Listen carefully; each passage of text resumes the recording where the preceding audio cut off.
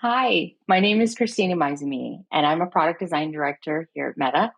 Being in the design discipline, I'm so grateful to speak and be here today with such influential women in the product industry. I'm going to share with you today ways that you can leverage and engage your design partners or even enlist design thinking yourselves if you don't have a design team to lean on. We're going to talk about 3 approaches to engage your partners and 5 tools you can use to build a more customer informed strategy. I've been in the design industry for the past 20 years, and the last 10 have been focused on financial and compliance products.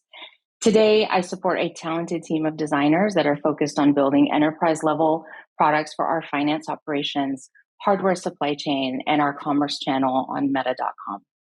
I've had the pleasure of working with amazing product teams throughout my career and have learned a lot along the way of how to influence product strategy and uniquely support our product management teams as a design discipline. Early in my career, I was in startups, and many don't have dedicated product managers and are just in this continuous cycle of product market fit and value seeking. I'm sure many of you that have been in startups can relate to that. As a designer, this is where I found I could bring value and better understanding the nuances of a potential customer base or vetting solutions early. And this has been a thread throughout my career. My first interaction with a real product manager was at Sabre as a senior designer. And Sabre is a global distribution system for travel reservations. We were tasked with saving a project that had a short turnaround but long-term outlook. And I watched as our PM aptly made trade-offs and didn't anchor on execution only. He wanted to fix the problems and build toward a long-term vision while understanding customer pain points. From then on, PM has continued to be the discipline that I can lean on and learn the most from. I'm sure many of you have worked with designers in the past in some capacity, but even recently, I've met product managers that have never worked with designers before, or they don't see design as a function that could drive more strategic outcomes. This always makes me by surprise because I've always had the most collaborative, healthy, and insightful discussions with our product teams. I've worked in many environments where design is an integral part of the product development lifecycle and where it isn't, where we're just looked at as designers that lay a visual ground on top of something that are requirements that we build into an engineering team. And the way that we work at Meta is that we actually become the advocate of the user. My team works hand in hand with our product management team and customers to define what we build and the value that it brings. And this is a great example of leveraging talent and diverse perspectives to drive better and faster outcomes. So here is the first way that you can leverage design partners to develop a more holistic experience for your customers. Design will always be the advocate for the customer. And we talk a lot about customer-centric. And there's a fine line between meeting business goals and being an advocate for the user. Design continues to be the voice in the room that will hold the line for the customer. For instance, if the usability of your product is not easy, but it meets the business goal, then it may impact the support channels downstream. And I'll give you an example. When I joined Thomson Reuters, we were embarking on a multi-year revamp of our corporate suite of financial products. And design helped pave the way by asserting ourselves as the advocate of the customer and garnering trust from our customers and product managers to take calculated risks through experimentation, research, customer journey mapping, and countless interviews. I distinctly remember listening to customers' support calls to better understand product challenges and real-time pain points. By 2018, I was the head of design and research, and we had matured the discipline to not only influence the development of our products, but for every customer touchpoint from digital purchase through customer support. It was a proud moment to see a glimpse of the customer's voice in the products that were delivered. So a big takeaway here is that design cares about the full journey of your customers. And something I always say to my product partners is let us be the advocates for the user while you take care of our strategy and let us help build that with you. In practice, design will use a number of activities to develop a view of a customer voice. We'll use customer journey maps. They map high and low points in a customer interaction. including who they interact with and what their intended goals are in each stage, as well as understanding customer satisfaction through the experience. We will use another tool called Service Blueprints that has a similar function, but focuses on both the back and front office operations to give a two-dimensional view of how we service a customer. With these artifacts, teams can derive areas of opportunity while serving as a foundational understanding of their customer. And number two, this is an easy one. It's very natural for design to play here, and this is experimentation and learning. This can be done throughout the strategic development as well as during execution to help define your pivot points. During the revamp of that corporate financial suite that I spoke about earlier, we were tasked with redesigning a product that was primarily used by accountants.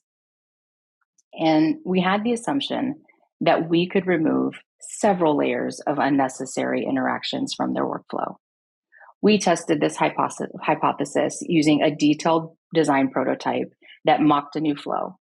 And I remember sitting there and watching in horror as our users had a visceral reaction to that new way of doing things. We had everything from, I don't know how to use this, I don't know how to use this, I don't know how to trust this either. And as we probed more, we found that there was a level of complexity that our users appreciated in the product, and it was unique to their role. We heard time and again that they felt this was, quote, too light to be real or too easy to be secure, which really concerned us because all we care about at the end of the day is the trust of our customers.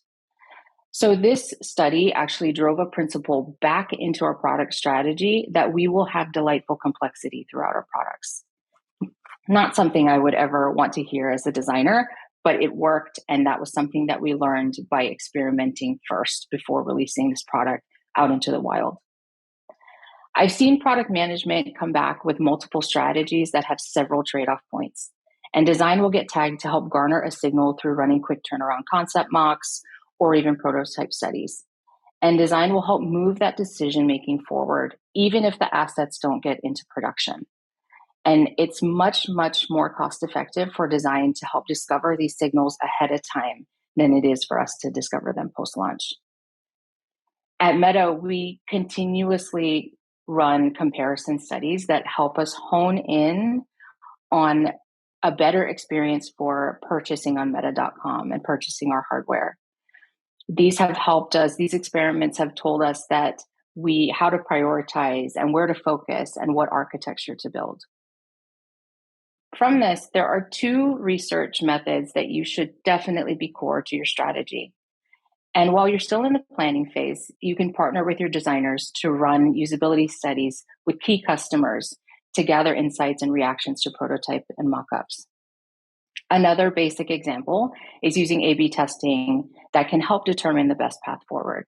While this is a common method, many find it difficult to sell its worth. It usually requires engineering resources and is seen as a duplicative effort. But understanding things like conversion rates of different layouts is invaluable.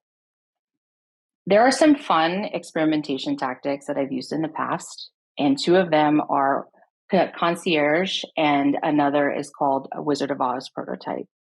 Concierge is a very low-tech, low-touch experimentation.